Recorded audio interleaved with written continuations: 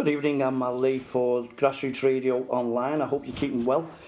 We're down in Newcastle and we're speaking to Mr. Grassroots himself, and we want to ask the question, why does Grassroots, Mr. Grassroots, need a radio programme or a radio station, whichever we want to call it? Well, that's an excellent question, Mal. Really, really good question.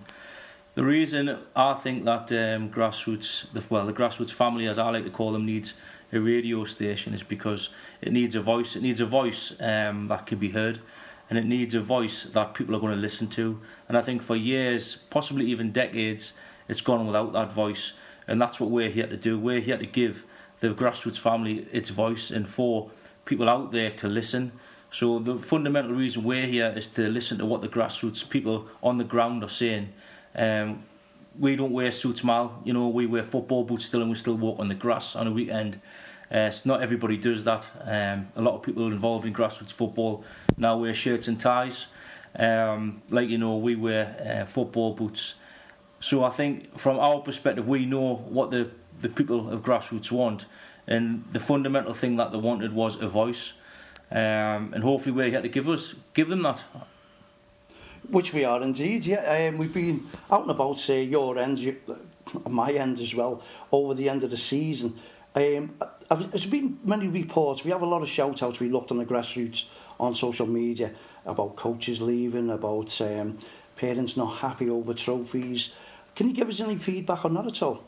Yeah, I think you're probably referring to the article that we put out yesterday, which was, in fairness, it was a cracking article. The information came through from a coach who quit, really, and the fundamental principle that he quit on was that he was involved in a Grassroots football team that he wasn't happy with, and the parents decided to leave wholeheartedly and form a parent club. So they weren't affiliated with a big club, so to speak. They just had a one-team club. And it was run by consensus as to what the parents wanted, and the coach had a vote whether they wanted to have a top goal scorer, and the general consensus was no, because how can a goalkeeper, for example, win a top goal scorer's award? Or the defence as well. Or the defence, exactly. The reality is you're probably only going to have 2 or 3 players who could even win that, and he decided against that. And unfortunately, what happened was, one of the parents from that team, I would imagine it's going to be the parent of the striker, I'll go out on a limb and say that, wasn't happy about that, and it started to become abusive, and this parent in question started to threaten the coach, and ultimately said, if you don't get my child a top goal scorer medal, we're not coming to the presentation night and we're going to leave the club. Well, my thoughts on that would have been leave the club. I don't know about yourself on that, Mr. Grassroots, but I know a lot of people have a lot of opinions, but if you're a good coach, if you're a good club, there's no room for anyone like that, surely, to threaten. Well, the article clearly resonated right amongst Grassroots because, it's been shared, thousands of times now. It's been viewed on our website thousands of times. I did put a piece of myself. I read that, Mal. Thank you very much. I did read that. People always ask me, people who know me will ask me my opinion on everything in relation to Grassroots. And people always assume that I'm going to have the right answers. And Mal, the answer to that is I don't have the right answers all of the time. All I do know is if the first thought in your mind is what's best for the children, everything else should flow naturally. And obviously I'm going to be wrong at times. But, my view on this specific situation is if the general consensus of the team was to not have one because it was more focused. Just before I continue, I will add that it was an under-10s team, so it was still mini soccer, so in the grand scheme of things it was still on a non-competitive basis. If the general consensus of the parents and the rest of the team was to not have a top goal scorer for the reasons that you said, I would say the right reason was to not have a top goal scorer award.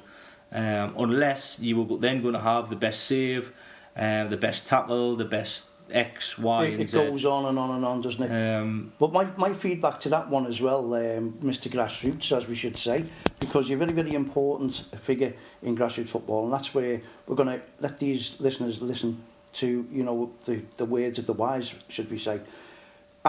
When I was younger, a little bit younger myself, and I was running a football team, I had the same problem. I can understand where it comes from. Leading goal scorer. And we all think we're going to do all the kids proud. We're going to put these trophies on. And yes, we do. And then there was a little bit of murder. People were disagreeing about the trophies.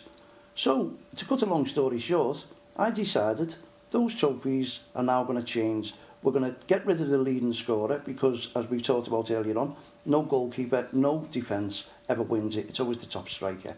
So I decided to have a vote with all the kids every single year. At the end of the presentations, right the way through the season, I got a vote off them. And those kids, with a bit of banter, they were throwing it all through. Yes, vote for me, vote for me. But do you know what? The truth came out. Those kids actually put their own vote in, and we had a different winner every year. The kids played a lot better, and it gave them more confidence, to be honest, while they were on a football pitch, giving them something to do. What's your thoughts on that? Well, I think what a lovely answer, and what a lovely way to end today's show. And I think the moral in that story, and I'm sure we'll pick up this at a later date because I don't think the story's going to go away, but I think the moral in that story is have faith in the kids, and if you give the kids the option to make the decision, 99 times out of 100 the decision's probably going to be the right one.